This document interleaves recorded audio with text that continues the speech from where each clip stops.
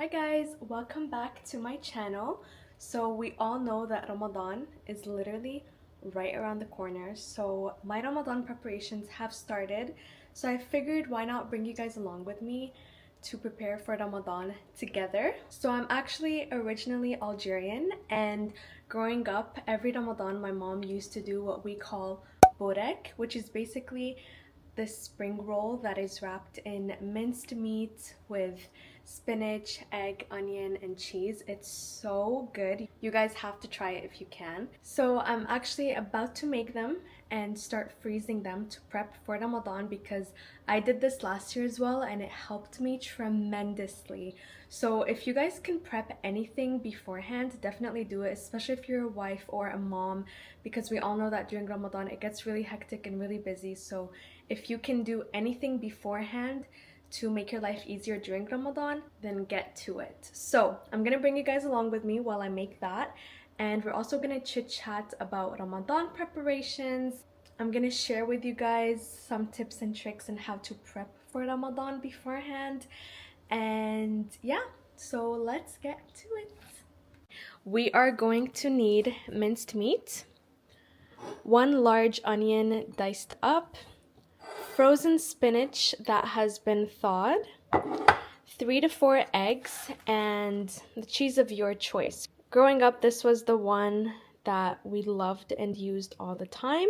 So this is the one I'll be using. And then of course the spring roll sheets as well. Okay, so I'm gonna set you guys up there so hopefully you guys can see everything. The sun is currently setting, so don't mind if the lighting changes. There's also clouds, so the sun might come and go. But anywho, you need a pan, and we're going to turn on the fire at about medium heat or medium high heat, and then we're gonna need olive oil. The one that I have is Palestinian olive oil, of course. And we're gonna let the pan warm up and heat up, and once it's hot enough, we're gonna put in the onions in there. So the pan has warmed up a little bit, so we're gonna drop in our onions. And you want to saute them until they become a little bit like translucent, and then once that happens you can add in your meat in there. So we're just gonna saute it a little bit. So now that the onions are looking a little bit transparent, we're gonna add the minced meat in here.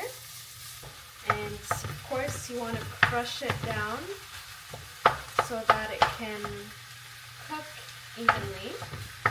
This is an entire arm workout, by the way. I'm also making a very big batch so that I have more to freeze and less to do later on. But you can do half of this, but I am using a lot of meat in this current recipe.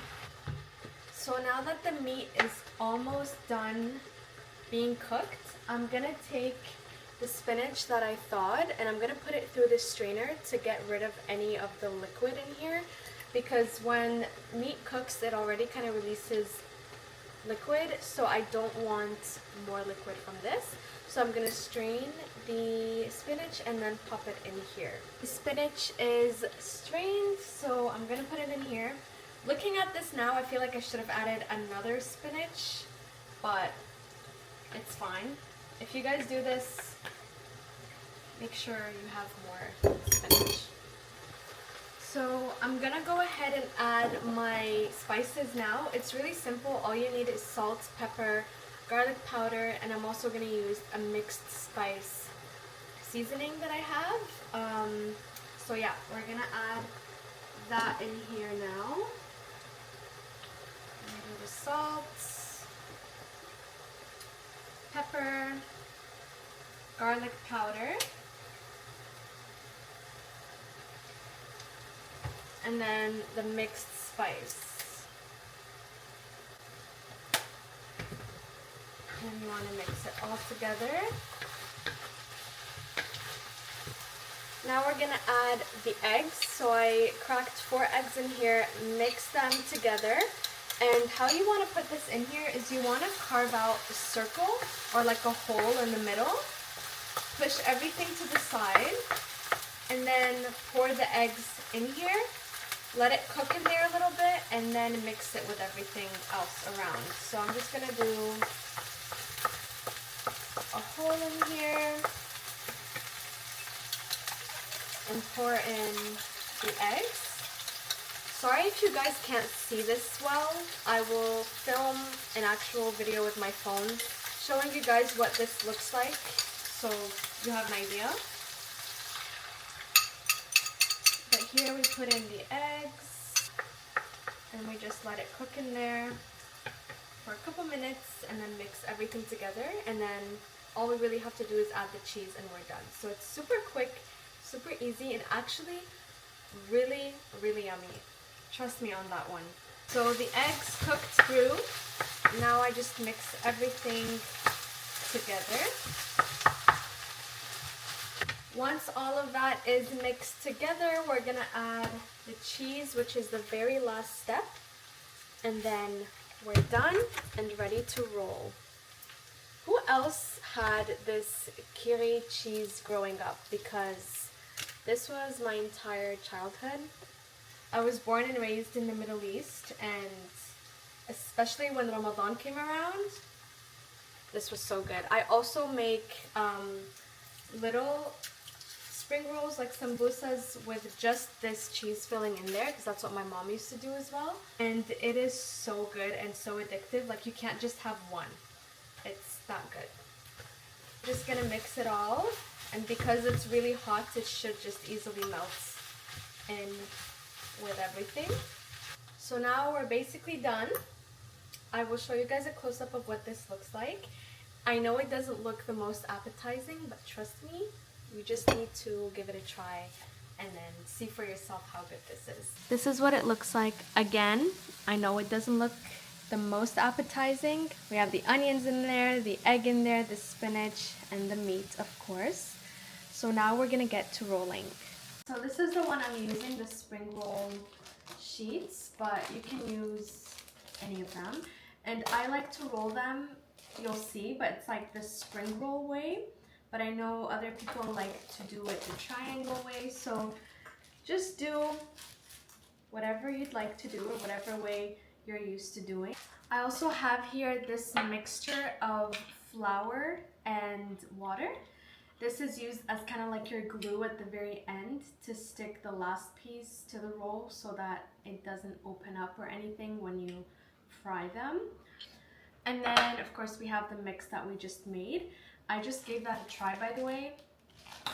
It is so nostalgic. So I'm gonna remove the sheets one by one. And you want to be delicate with this because some of them are extremely delicate and they can easily rip. So make sure you don't rip them. I'm just gonna do that. Anyways, so while I do this, let's talk about Ramadan coming up. Have you guys prepped anything yet? If you have, how's that going? If you haven't, do you plan on prepping some things? And what are the different ways that you guys like to prep for Ramadan? Like, what do you guys do? Because for me, personally, what I do and what I actually recommend you guys to do as well is to first deep clean the entire house. Like, deep clean it, mop the floors, dust things, declutter your space, just freshen it up and make it feel clean and ready to welcome Ramadan, because it really makes such a big difference. I know for me in general, whenever I clean, I just feel so much better. And I don't know, I feel like it's like a therapy thing. I don't know what it is about cleaning, but I love it. And the outcome of having like a clean, fresh house is just something else. And I feel like when you have a clean, clear space around you physically, it helps you be that way mentally as well. Because imagine if you just have clutter everywhere, things everywhere, you're not going to be in the right headspace. So you want to make sure you have a clean, fresh start for Ramadan, or at least that's what I do. Another thing is resetting your intentions for the month, sitting with yourself and reflecting on what you want to do for the month, what your goals are. Write it down if it helps you as well. Like, if you have things that you want to stop doing for this month, like whatever it could be, listening to music, anything like that, write it down And then also write down the goals. Like, what do you want to achieve this Ramadan? I feel like that's so important, especially writing things down, whether that's on your notes app or on a piece of paper or something. But writing things down really helps get your mind thinking. So that's a good thing to do as well. And then also making a dua list. I feel like everybody should make a dua list because a lot of times we forget certain things that we really want to make dua about. So just make that list and write down every single thing you want because Ramadan is such an important month for this stuff for me. And yeah, so share with me what are different ways that you like to prep for Ramadan because I would love to hear that. I love to see other people's point of view on things and how they prep for Ramadan because people can get inspiration from one another. So drop down in the comments tips and tricks or ways that you like to prep for Ramadan so that other people can read and hopefully get inspiration from. So anyways, let's get to rolling the spring rolls. So these are the sheets that I use. They are square shaped. So what you want to do is you want to take, oops, I need a spoon. You want to take some of that mixture and you want to put it in the center at the bottom, but you want to leave about an inch or two of space between the very bottom of the sheet and where you're going to put your mix. So that's what I'm going to do. And you also don't want to fill it too much. Like you don't want to put too much of the filling because then the spring roll or Sambousa or Bourek or however you call it might rip and like explode. So you don't want that. So I'm gonna put about that much. Hopefully you guys can see it. But what I do here is I take the left end and I fold it so that it covers half of the mixture. And then I take the other piece and I also fold it so it covers the other half. And then from here, I take the bottom and I cover it on top. And then I start rolling, rolling, rolling till it looks like this. This is where you want to use your flour and water mixture to fully close this spring roll. So you want to leave about an inch space out. And with your finger or a spoon or anything like that, I'm just going to use my finger, you're going to put it all across that strip and then you want to tightly seal it. That way it will not open and it is sealed. And there we go, we have our very first Bourek. So I did want to ask, do you guys decorate for Ramadan? Like, do you guys decorate your house, your space, your room? Because I love decorating for any sort of occasion. I just love it so much. And every year I decorate. Even when I used to live alone, I still used to decorate my apartment because I love it. And I feel like for me personally, it really helps get in the mood for Ramadan because it's like something new to the space. There's Ramadan decorations around and I just love that. So I will be decorating this year again. So let me know if you guys want to see that because I would love to film a video on the decorations. I usually get a couple pieces here and there every year, but not a lot, and I just like have a box that I store them all in and I just reuse them every single year. So that way you don't really have to buy a new set of like Ramadan decorations every single year because it's just too much and I don't think it's worth it. But if you want to get a couple new pieces here and there, sure. But it's so nice to just already have them and reuse them every single year. So yeah, let me know if you guys would like to see that. I might do like a part 2 of this Ramadan prep series where I'll show you guys the Ramadan decorations I have and how I decorate. Also earlier I went to HomeSense and they had a whole Ramadan decoration section. Like, I love that. I was so surprised. I love seeing the representation for the Muslim community. It wasn't a huge selection of stuff, but they had really nice pieces that I loved. So I did get a couple things that I will show you after this to add to my like little Ramadan decoration collection. So yeah, if you guys have a home sense near you, definitely go check that out. Or if you're in the US, I think it's called Home Goods, and I also heard that Home Goods has Ramadan decorations this year. So check that out. Even if it's just a few pieces, get them. Like if you're not one who usually decorates, trust me, just try it out and you'll see the difference that it like sets for your space around you, because it really feels like Ramadan. I don't know, I can't explain it, but yeah. Okay guys, after like an hour, I finally finished rolling everything, and this made, so the batch I did made 35 of them. So here they are. I'm going to put them in like freezer bags and then freeze them in the freezer for Ramadan. When you guys make your sambusas, do you guys fry them or do you guys put them in the oven? Because growing up, my mom used to actually do them in the oven because it's actually healthier. It's not as oily. It's still crispy and good, but of course, the option that is the least healthy is always the yummier option. So I fried them last year. They were so good fried, but I think this year I might put them in the oven. But this is how they turned out to be. So yeah, I'm gonna pop them in freezer bags and put them in the freezer. So here they are in their freezer bags. This is not enough, of course. I'm gonna keep making more. I think tomorrow I'm gonna make another batch so that I have a really good stash in the freezer to use. But these are all of the ones that I made today. So I hope you guys enjoyed that portion of the video. And if you guys give this a try, please let me know, because I would love to hear your guys' thoughts and what you think of these. I also have a TikTok cooking page if you guys want to follow me there. I love cooking. I love being in the kitchen, and I created this little page called Comfy Corner, so I'll leave the @ of it over here.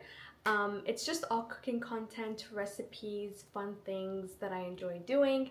So if you guys are interested in that, then definitely give that page a follow. But yeah, so now I'm gonna show you guys the Ramadan decorations I got from HomeSense. Okay, so for the decorations, I only got 4 different items, and it's kind of like 2 different sets. So I got these lanterns. They are so pretty. So I got this one in this big size and then a smaller one, and I just feel like these two side by side on the floor somewhere where you have empty space, or even like on a low shelf, I feel like this would look so good. So I got these 2 lanterns kind of to match each other. They also had other ones where the glass wasn't clear. It was either a dark blue color or a green color. So if you're more into that, or you have a theme going on that you want to stick to, then you have those options. But for me, I usually stick to gold tones for Ramadan. So they are perfect, especially when you pair them together. They had other sizes too. If you want 3 different sizes, they have that available. And then I also got these candle holders. I know I said that I usually stick to the gold theme, but I found these so stunning, and they're kind of like bedazzled there. And I have candlesticks to put in here, so I just feel like this would look so cute. I don't know where I'm gonna put this yet, but I'll figure it out when I start decorating for Ramadan. So those are basically the 4 different items that I got to add to my collection that I already have. But yeah, if you guys want me to film another video showing you guys the decorating that I'm gonna do, then pop it down in the comments below so that I can do that for you guys. But otherwise, I hope you guys enjoyed this video. If you've made it this far, thank you, you're a real one. I will hopefully be back soon with another video for a second part of the Ramadan preparations to show you guys how I decorate. But otherwise, I hope you guys enjoy your day, your evening, whenever you're watching this. And yeah, bye guys!